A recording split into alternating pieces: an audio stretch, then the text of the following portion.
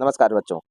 आज हम इस वीडियो में 12वीं कक्षा की संस्कृत की पाठ्यपुस्तक शाश्वती भाग 2 के प्रथमा पाठ अर्थात पहले पाठ विद्यामृतमश्नुते का अभ्यास सरल करेंगे। इसका पहला प्रश्न है संस्कृत भाषया उत्तरम लिखत अर्थात संस्कृत भाषा में उत्तर लिखें। पहला प्रश्न ईशावास्योपनिषद कस्याः संहितायाः भागः।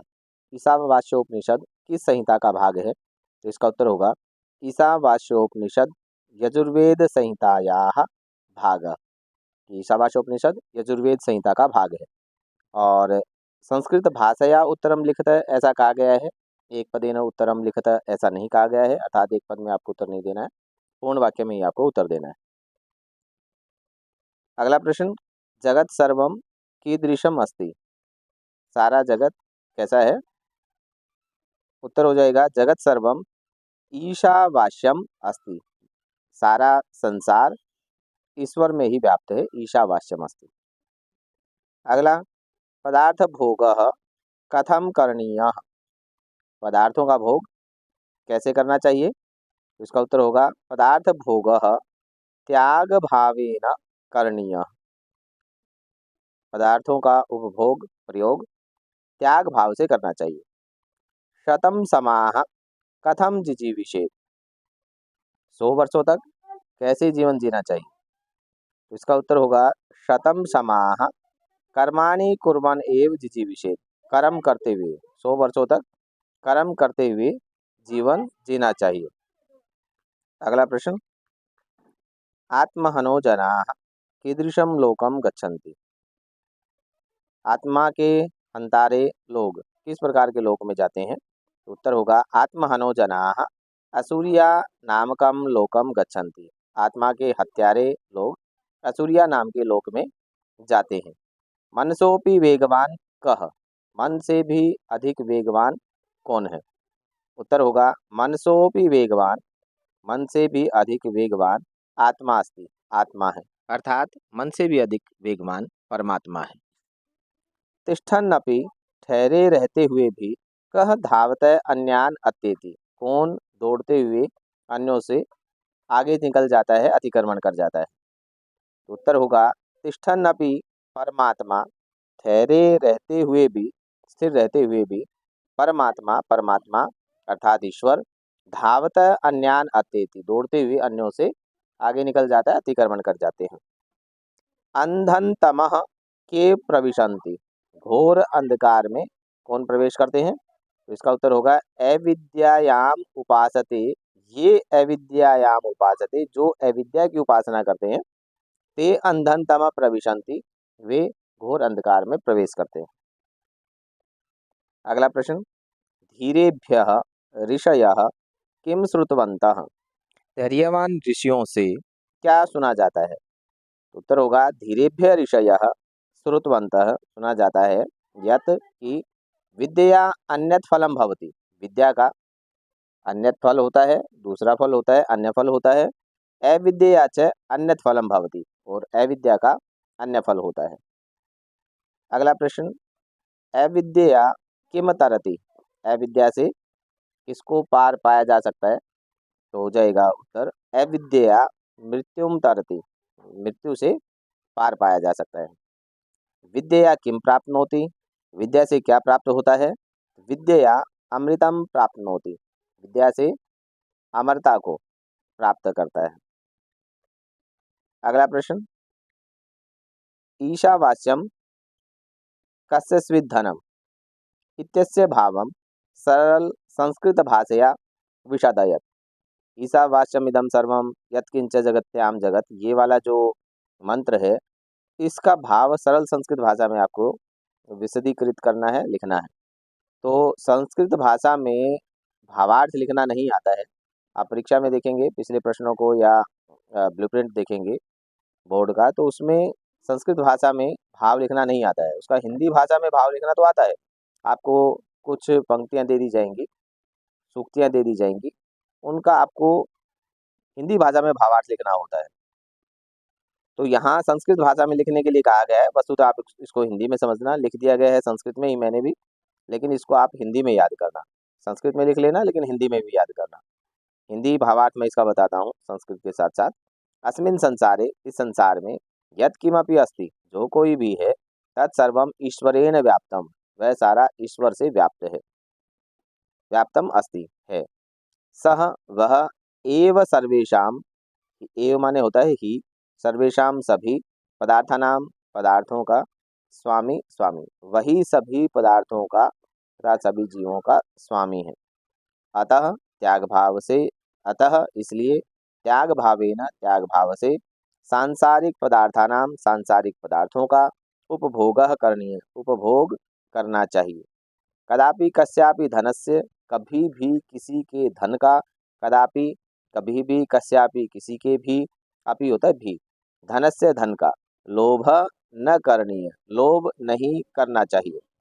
अगला प्रश्न है, अंधन तमः प्रविशन्ति और विद्यायाम रताः इति मंत्र से भावम हिंदी भाषया आंग्ल भाषया वा विशदयति। तो ये पंचम मंत्र का सरलाट जो है, वो पिछली वीडियो जो इसके सरलाट की वीडियो है, आप उसको देखें। यहाँ भी अगर उसको दोबारा से करवाया जाएगा तो वीडियो लंबी हो जाएगी। वो वीडियो आपको इस वीडियो के डिस्क्रिप्शन बॉक्स में मिल जाएगी, वहाँ से आप पहले इसकी वीडियो देख सकते हैं। विद्यायाम च मृतमश्नुते इति मंत्र से तात्पर्य स्पष्टयत्। विद्याम च ये वाला जो मंत्र है, इसका तात्पर्य आपसे पूछा गया है, भावार्थ पूछा गया है। तो ये भी सप्तम मंत्र है और उसका सरलार्थ आप वीडियो से देख सकते हैं। अगला प्रश्न है, रिक्त स्थानानि पूरयत, रिक्त स्थानों को भरें। इदम सर्वम जगत, खाली स्थान में आ जाएगा, रिक्त स्थान में आ जाएगा ईशावास्यम। मागृधः कस्य स्विद्धनम, शतम समाह कर्माणि कुर्वन् एव जिजीविषेत्। असूर्या नामलोका अंधेन तमसा आवृताः, अविद्योपासकाः अंधन तमः प्रविशन्ति। अगला प्रश्न, अधोलिखितानां सप्रसंगम हिंदी भाषया व्याख्या कार्य। अधोलिखित का सप्रसंग हिंदी भाषा में आपको व्याख्या करनी है, सरलार्थ लिखना है। तो इस प्रश्न को भी हम पहले पाठ की जो सरलार्थ की वीडियो है उससे ही करेंगे। वहाँ सप्रसंग सरलार्थ किया गया है, आप वहाँ से इसको कर लें। देखें ये किस श्लोक में आता है, उसी श्लोक के आधार पर आप इसको वहाँ से लिख लें। अगर यहाँ भी इसको विस्तार से बताया जाएगा तो समय ज़्यादा लगेगा, उस वीडियो को आप देख सकते हैं और वहाँ से इसको आप अच्छे से लिख लें। सातवां प्रश्न देखें, उपनिषद मंत्रयो अन्वयम लिखत। तो इसको भी सरलार्थ की वीडियो से आप उपनिषद के जितने भी ये मंत्र हैं उनका अन्वय प्रत्येक मंत्र के साथ दिया गया है, वहाँ से आप लिख सकते हैं। और वहाँ से आपने लिख लिया ही है, दोबारा लिखने की आवश्यकता नहीं। अगला प्रश्न है, प्रकृतिम प्रत्ययम च योजित्वा पद रचनाम कुरुत। ये प्रश्न सही है, परीक्षा की दृष्टि से सही है। जो एक एक नंबर के एमसीक्यू बहुविकल्पीय प्रश्न जो आपसे पूछे जाते हैं, उनमें इस प्रकार के प्रश्न अक्सर पूछे जाते हैं, इसको आप समझें। त्यक्तय कैसे बना है? त्यक्तय बना है त्यज धातु से कतः प्रत्यय लगने से त्यक्तय बन गया। कुर्वन क्री धातु से क्षत्रिय प्रत्यय जब लगता है तो कुर्वन बनता है। तत् शब्द से तसिल प्रत्यय जब लगता है तो ततः बनता है। वास्तव में दो प्रत्यय होते हैं, एक तसिल प्रत्यय होता है और इसी अर्थ में एक होता है तसी प्रत्यय, ठीक है। और तसिल प्रत्यय हमेशा सर्वनाम शब्दों के साथ ही लगता है, बाकी जितने भी शब्द हैं उनके साथ तसी प्रत्यय लगता है, ये आप याद रखें। जैसे कत्वा और लेप का होता है ना, सेम अर्थ में, करके के अर्थ में ही प्रयोग होते हैं, लेकिन कत्वा प्रत्यय नॉर्मल रूप में, सामान्य रूप में प्रयोग किया जाता है, लेकिन लेप प्रत्यय का प्रयोग तभी होगा जब धातु से पहले कोई ना कोई उपसर्ग लगा हुआ हो। आगे देखो प्रश्न नंबर 9, प्रकृति प्रत्यय विभाग क्रियता। प्रकृति प्रत्यय आपको अलग अलग करने हैं। प्रत्यय जैसे कैसे बना है तो आपको बताना है, प्र उपसर्ग पूर्वक इन धातु से लेप प्रत्यय लगा है तो प्रत्यय बना है।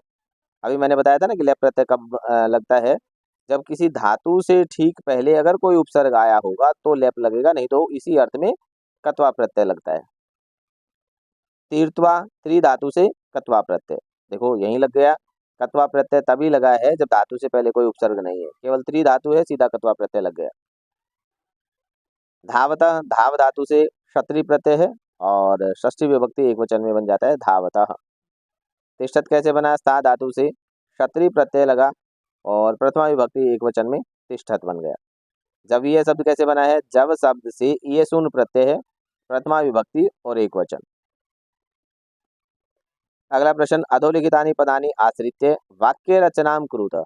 इन प्रश्नों का सारा लेकर वाक्य रचना करें। दरअसल ऐसे प्रश्न भी परीक्षा में नहीं पूछे जाते हैं कि आप को कोई शब्द दे दिए जाएं, पद दे दिए जाएं और उनसे आपको वाक्य रचना करने के लिए कहा जाए। फिर भी मैंने दे दिया है, आप इनको देख सकते हैं, लिखना चाहें लिख सकते हैं, लेकिन आवश्यकता नहीं है। ये भी उसी का भाग है, लिखना चाहें तो आप इसको वीडियो को रोक के लिख सकते हैं। ये प्रश्न है देखने का, समझने का।